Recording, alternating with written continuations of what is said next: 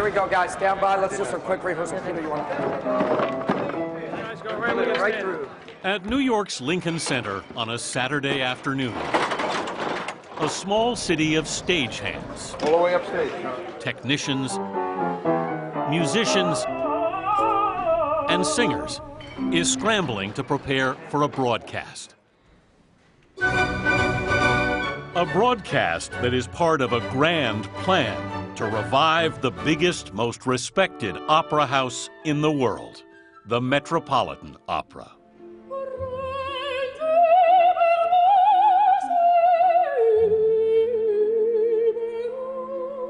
It's the season debut of The Met Live in HD.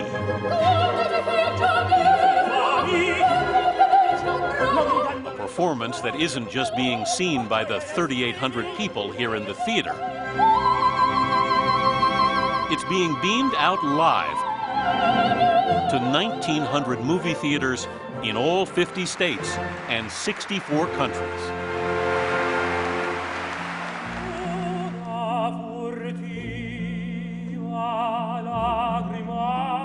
This production of L'Elixir d'Amore, or The Elixir of Love, stars Matthew Polenzani. Do you like the idea there's a bigger audience out there? Well, yeah. I mean, it's nice to think that our art form is reaching more people. And one of the most famous singers in the world. Anya, nice to meet you. Nice to meet you, too. Russian soprano Anna Netrebko. Do you like the fact that you're singing to a couple 100,000 people? I think it's very cool. I mean, it's beautiful. It's a big adrenaline, of course.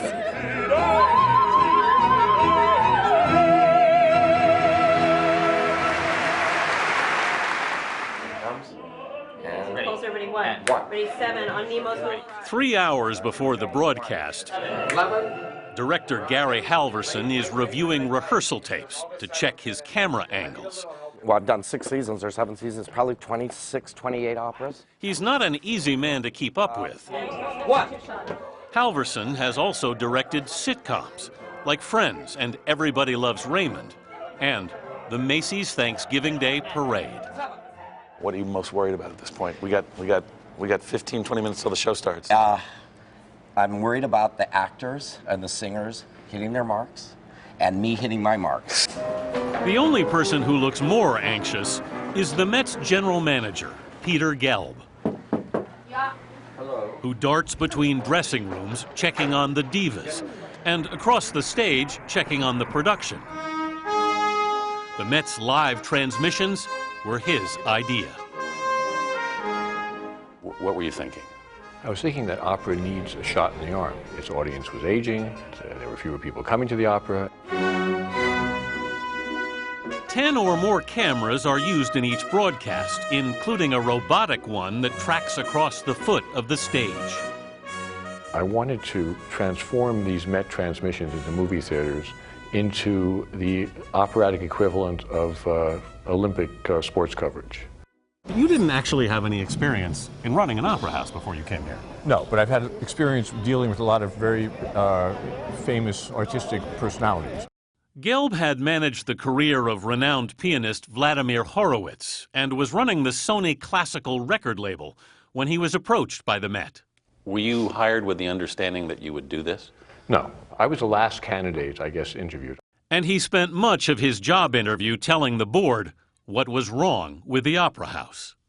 That it was no longer a part of the consciousness of society in any meaningful way, that it was an elitist organization in the perception of the general public, and that it was on a downward course. I likened the Met to an island that was adrift, and that what it needed was bridges that would reconnect it to the mainland. Were you surprised they hired you after you said that? Partly. Put your gun down. This stage is the busiest stage probably in the world because it is in constant use. With 1,600 full-time employees, the Metropolitan Opera is the biggest performing arts company in the country. 4 operas are playing in any given week, and with 1 in rehearsal on the stage, and other operas in rehearsal on sea level, which is 2 levels below the stage. So we have scenery that flies up and down. The stage at the Metropolitan Opera is 10 stories high and 150 feet deep. This is the back of the stage we're at here. Right, we are now on what's called the rear stage wagon. You can see it's elevated as well. Right. It has a turntable embedded in it. The scenery for all these productions is stored in the wings. Whoa. Well, so this is this giant elevator. And down below. Like a giant scenic warehouse. Moved on a massive elevator.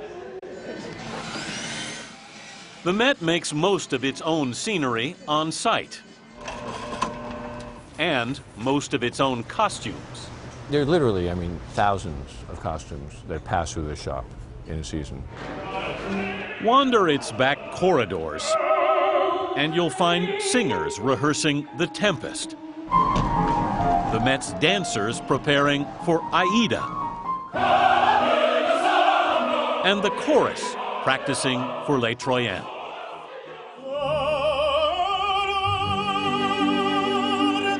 Making grand opera does not come cheap. It costs nearly $1 million a day to run the Met, and ticket sales cover only half of that. You said that this is not a business. Well, it's not a business because we don't generate profits. The profit is art. Gelb is artistic director, business manager, and chief fundraiser all in one.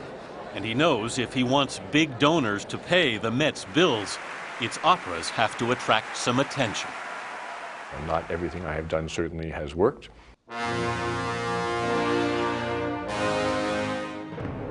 When he replaced a beloved production of Tosca with a more modern interpretation, the critics howled.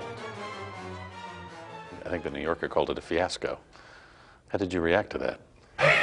I take it with a certain grain of salt. It's not going to stop you from trying. It can't, because the thing is, what the critics should understand is that without trying, there's no chance of any future for this institution. If you're not pushing an agenda that looks forward, ultimately you will become swamped with your own history. Critics can say what they like, but the Met's live broadcasts have been an unqualified success. Last season, they sold nearly 3 million tickets. And when the curtain comes down on this year's debut broadcast, Peter Gelb looks relieved. In opera, anything can happen, anything can go wrong. Today, everything went right. So we were thrilled. And across the world, nearly 200,000 people were watching.